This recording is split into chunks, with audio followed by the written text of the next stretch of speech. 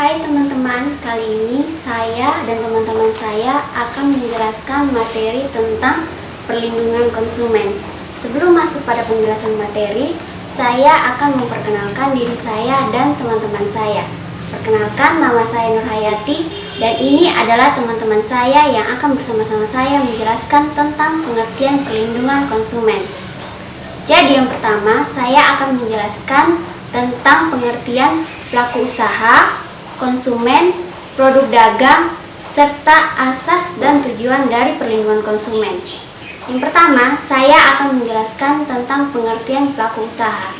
Jadi, pelaku usaha adalah setiap orang, perseorangan, atau badan usaha, baik berbentuk badan hukum maupun bukan badan hukum, yang didirikan dan berkedudukan atau melakukan kegiatan dalam wilayah hukum negara Republik Indonesia, baik sendiri maupun bersama-sama melalui perjanjian menyelenggarakan kegiatan usaha dalam berbagai bidang ekonomi.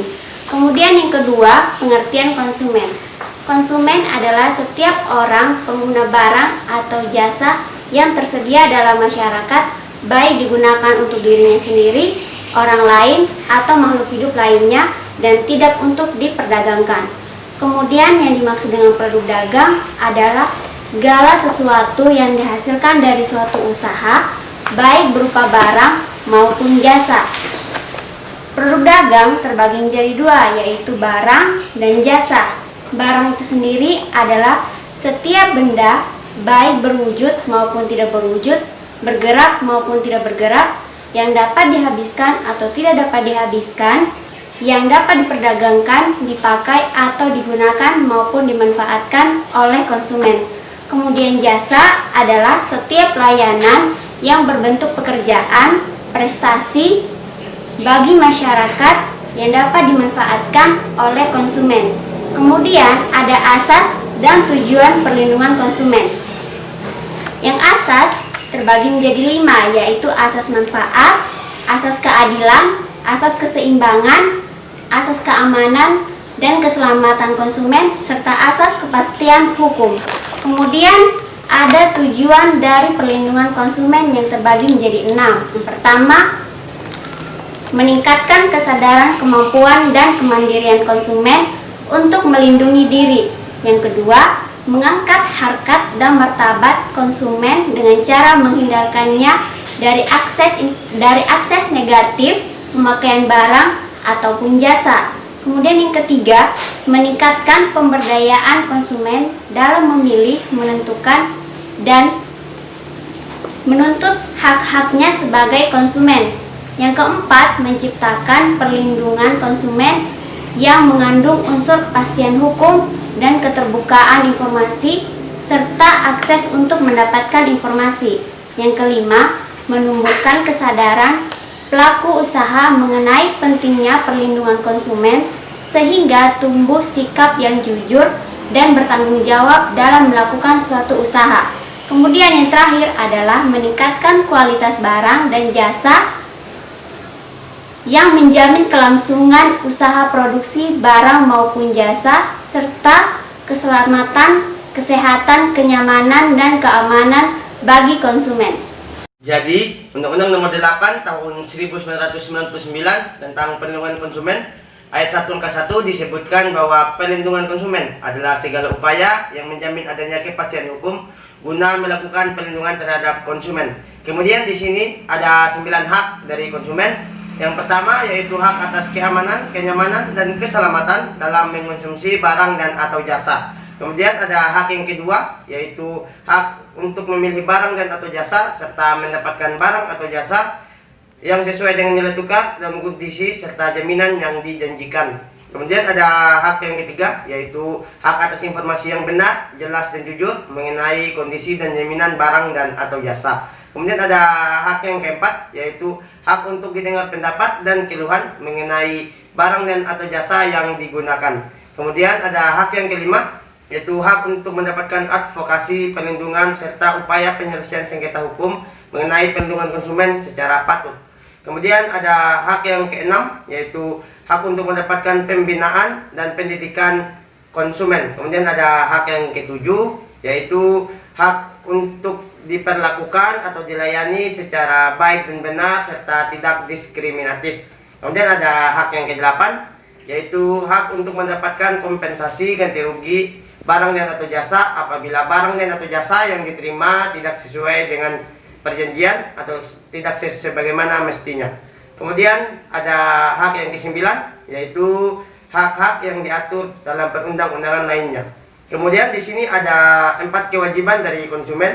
Yang pertama yaitu membaca dan mengikuti petunjuk informasi penggunaan atau pemanfaatan barang dan atau jasa demi keamanan dan keselamatan. Kemudian ada kewajiban yang kedua yaitu beretikat baik dalam melakukan transaksi pembelian barang dan atau jasa. Kemudian ada kewajiban yang ketiga yaitu membayar sesuai dengan nilai tukar yang sudah dijanjikan. Kemudian ada kewajiban yang keempat yaitu mengikuti penyelesaian sengketa hukum mengenai perlindungan konsumen secara patut. Dalam Undang-Undang Nomor 8 Tahun 1999 tentang perlindungan konsumen, dalam pasal 6 dan pasal 7 telah dijelaskan bahwa ada hak dan kewajiban dari pelaku usaha. Dalam pasal 6 ada 4 hak yang diperoleh oleh pelaku usaha. Yang pertama, hak untuk menerima pembayaran yang sesuai dengan kesepakatan mengenai kondisi dan nilai tukar barang atau jasa yang diperdagangkan. Kemudian yang kedua, ada hak untuk mendapatkan perlindungan hukum apabila ada konsumen yang tidak beretika baik. Kemudian yang ketiga, ada hak untuk melakukan pembelaan diri dalam penyelesaian sengketa antara konsumen dan pelaku usaha. Kemudian yang keempat, ada hak untuk rehabilitasi nama baik apabila secara hukum bahwa barang ataupun jasa yang ditawarkan oleh pelaku usaha tidak merugikan konsumen. Kemudian dalam pasal 7 ada kewajiban dari pelaku usaha. Yang pertama, pelaku usaha harus beretika baik dalam melakukan kegiatan usaha. Yang kedua, pelaku usaha harus memberikan informasi yang jelas, baik dan benar mengenai kondisi barang ataupun jasa yang ditawarkan. Kemudian yang ketiga, melayani konsumen secara baik. Yang keempat, menjamin mutu barang ataupun jasa yang diperdagangkan dan harus sesuai dengan standar nasional. Kemudian yang kelima, memberikan kesempatan kepada konsumen untuk menguji atau mencoba barang maupun jasa yang ditawarkan. Kemudian yang keenam, pelaku usaha harus memberikan kompensasi atau ganti rugi terhadap konsumen apabila terjadi kerugian yang ditimbulkan dari barang atau jasa yang ditawarkan oleh pelaku usaha yang tidak sesuai dengan perjanjian. Tentang pengertian kelas baku. Kelas baku adalah setiap aturan dan ketentuan dan syarat-syarat yang telah ditetapkan terlebih dahulu secara sepihak oleh pelaku usaha yang dituangkan dalam suatu dokumen dan perjanjian mengikat wajib dipenuhi oleh konsumen. Ada 3 larangan bagi pelaku usaha. Yang pertama yaitu larangan bagi pelaku usaha dalam kegiatan dan produksi. Ini diatur dalam pasal 8 Undang-Undang Nomor 8 Tahun 1999 tentang perlindungan konsumen. Jadi yang kedua, larangan bagi pelaku usaha dalam kegiatan pemasaran ini diatur dalam pasal 9 Undang-Undang Nomor 8 Tahun 1999 tentang perlindungan konsumen. Jadi yang ketiga, larangan bagi pelaku usaha dalam kegiatan periklanan ini diatur dalam pasal 17 Undang-Undang Nomor 8 Tahun 1999 tentang perlindungan konsumen.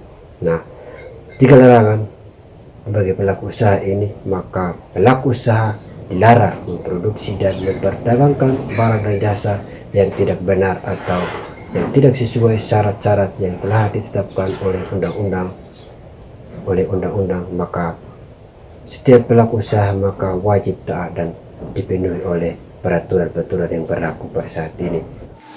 Dalam Undang-Undang Nomor 8 Tahun 1999 tentang perlindungan konsumen telah diatur tentang tanggung jawab dari pelaku usaha. tanggung jawab tersebut telah dijelaskan dari pasal 19 hingga pasal 28. Saya akan menjelaskan salah satu dari pasal tersebut, yaitu pasal 19. Dalam pasal 19 dijelaskan bahwa pelaku usaha harus bertanggung jawab memberikan ganti kerugian atas kerusakan, pencemaran, dan atau kerugian dari konsumen akibat barang ataupun jasa yang ditawarkan atau diperdagangkan oleh pelaku usaha. Kemudian ayat kedua, ganti rugi dapat berupa pengembalian uang atau barang yang setara ataupun sejenis dengan nilainya. Kemudian ayat ketiga, pemberian ganti rugi dilaksanakan dalam tenggang waktu 7 hari setelah tanggal transaksi. Yang keempat, pemberian ganti rugi tersebut tidak menutup kemungkinan adanya tuntutan pidana berdasarkan pembuktian lebih lanjut berdasarkan kesalahan pelaku usaha.